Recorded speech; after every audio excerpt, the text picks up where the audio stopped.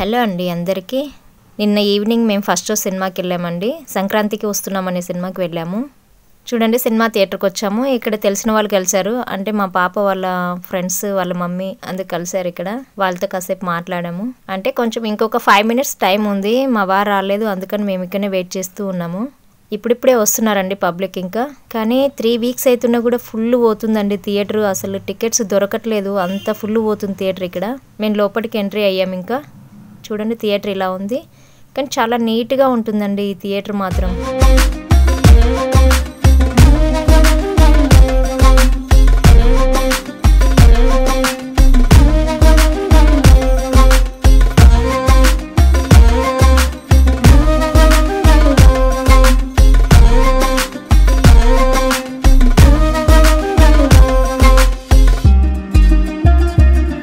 ఇక్కడైతే snacks canteen అండి.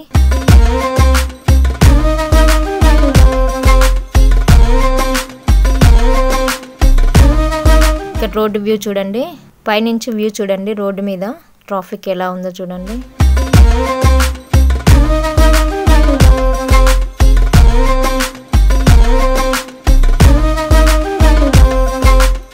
So ఇంకా మేము లోపలికి వచ్చేసామండి. లోపలికి వచ్చేసి మా సీట్లలో మేము వెళ్ళి కూర్చున్నాము.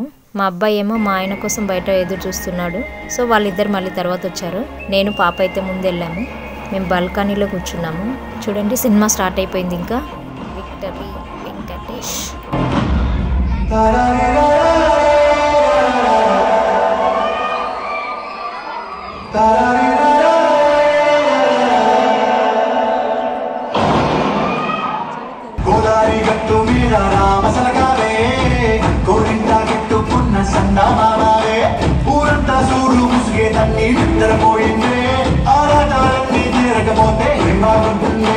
ఇక్కడ చూడండి సినిమాలో హైలైట్ జోక్ అంటే ఇది. నేను మస్తు పడిపడి నవ్వానండి. అసలు ఎంత అంటే ఆయన సెల్యూట్ పెట్టేసిండు కదా, అలానే స్టక్ అయిపోయిండు.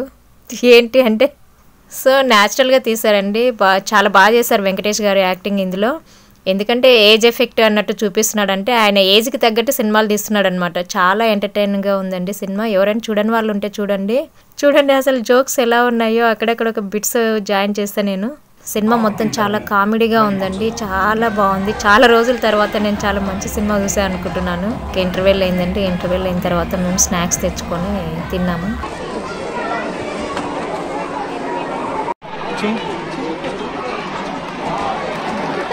చిప్స్, కూల్ డ్రింక్, సమోసాలు, మజా.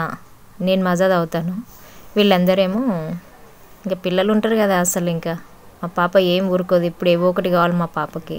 కోకోకోలా, పెప్సీ ఇలాంటివి. మేము మామూలుగా అయితే కూల్ డ్రింక్సే తాగం, కానీ ఏదో థియేటర్కి వచ్చామని తాగుతున్నాము.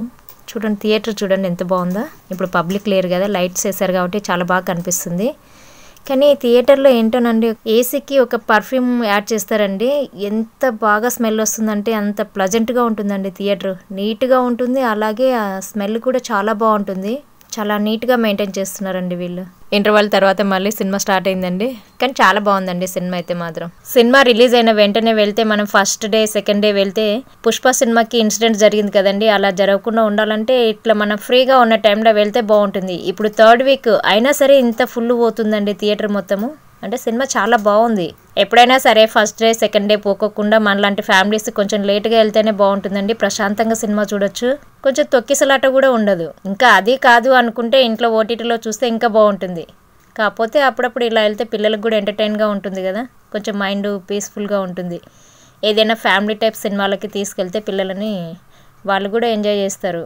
సో అందుకని మేము ఇట్లా ఏదైనా బాగున్న సినిమాకే వెళ్తాము. ఎక్కువ సినిమాలు చూడం మేము కూడా. కానీ చాలా బాగుందండి సినిమా అయితే. సినిమా అయిపోయిన వెంటనే కూడా మనము వెళ్ళొద్దండి, ఎందుకంటే పబ్లిక్ చూడండి ఎలా ఉన్నారో. ఇక్కడ కూడా తొక్కేసలాట అవుతుంది. అందుకని మొత్తం అందరూ వెళ్ళిపోయిన తర్వాత మేము నిదానంగా వచ్చేస్తాము. అందుకే చూడండి అందరు వెళ్తున్నారు, మేము అలానే కూర్చున్నాం సీట్లలో. క్రౌడ్ చూడండి ఎలా ఉందో.